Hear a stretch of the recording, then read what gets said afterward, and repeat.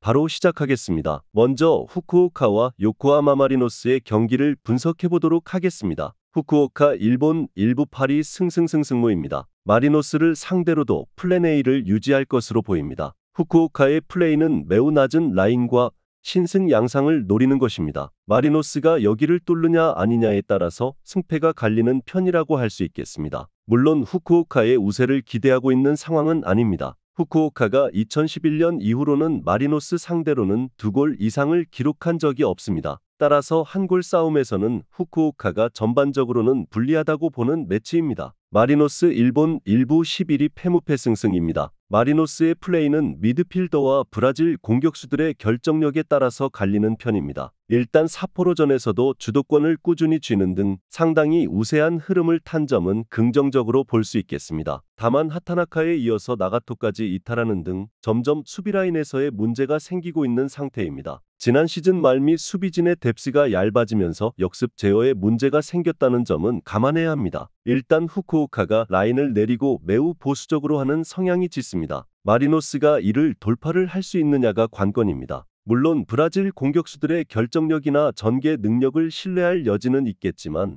마리노스에게 걸리는 점은 역시 역습 제어입니다. 언더 2.5를 주력으로 예상합니다. 다음은 세레소 오사카와 사간도스의 경기를 분석해 보도록 하겠습니다. 세레소 일본 일부 7위 패무승승무입니다. 전반적으로 사간도스를 상대로도 압도적인 페이스를 만들고 있지는 못합니다. 이는 세아라 이외에는 별다른 공격 전력이 없는 상황이 잦기 때문입니다. 지난 경기에서도 세아라의 골 이외에는 다른 득점자가 없었고 1대1로 비기는 데 그쳤습니다. 그나마 사간도스의 공격성을 버틸 만한 블록 구성의 단단함은 장점인 편입니다. 때문에 최근에는 세레소가 한 골 차이의 신승으로나마 경기를 가져오는 모습이 잦았습니다. 사간도스 일본 일부 17위 무패승패승입니다. 사간도스의 플레이 스타일은 원정에서 약세일 수밖에 없습니다. 사간도스의 특성은 기동성과 함께 상당히 높은 활동량을 요구하는 편입니다. 이 상황에서는 어쩔 수 없이 이동희를 소모해야 하는 원정에서의 약점이 뚜렷합니다. 특히 사간도스의 원정 득점력은 24골 중 7골로 상당히 떨어지는 편입니다. 세레소도 다득점 상황에 아주 친하지는 않다고 하지만 한 골 싸움에서도 불리할 이유라고 할 수 있겠습니다. 일단 세레소가 다득점에 친한 팀은 아니라고 하더라도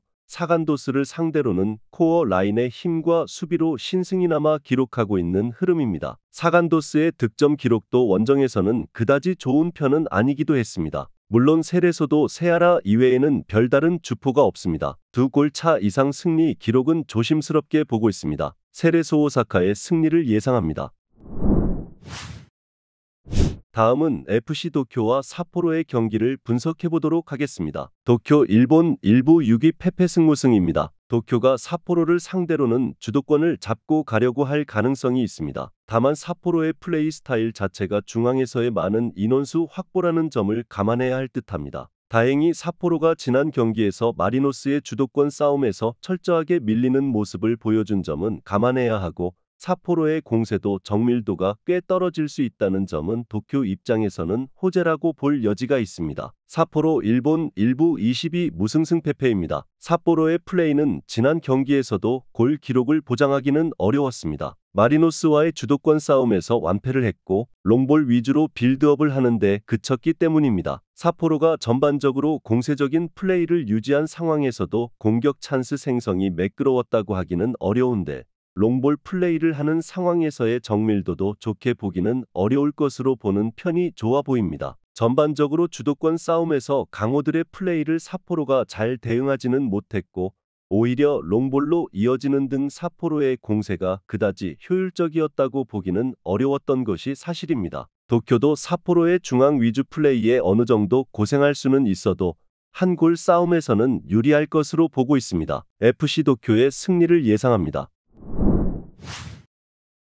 다음은 주빌로 이와타와 도쿄베르디의 경기를 분석해 보도록 하겠습니다. 이와타 일본 일부 16위 승패패무무입니다. 이와타가 블록을 세우는 상황에서의 견고함이 꽤 좋습니다. 지난 두 경기 상대는 강호인 세레소와 도쿄였지만 실점을 통제하면서 승점을 잃지는 않은 것입니다. 물론 저메인이 약 한 달간의 부상에서 돌아온 이후로는 상당히 부진하고 있다는 점은 아쉽습니다. 팀의 공격은 전반적으로 저메인의 폭발력에 기대고 있는 상황이기 때문입니다. 베르디 일본 일부 12패 승승패승입니다. 베르디도 일단은 잠그고 볼 가능성이 높습니다. 특성 자체가 베르디는 잠그고 역습하는 것으로 중위권에 매달리는 것이 목표이기도 합니다. 물론 여전히 강호들의 밀어붙이는 운영에는 체력이 따르지 않는 편이긴 하지만 이와타 상대로는 어느 정도 성과를 기대해 볼 여지는 있을 듯합니다. 베르디도 이와타가 역습에 강하다는 점을 잘 알고 있을 것이고 굳이 무리하게 올라오지는 않을 것으로 봅니다. 두 팀이 서로 역습과 수비를 1차적으로 생각하는 팀입니다. 폭발력을 보여줄 수 있는 공격수들이 없지는 않지만 전반적으로 역습 제어를 위해서 안정적인 움직임을 더 중시할 것으로 보고 있습니다. 두 팀이 모두 득점력을 장담할 수 있는 상황은 아니라고 봅니다. 언더 2.5 양상 속 무승부를 예상합니다.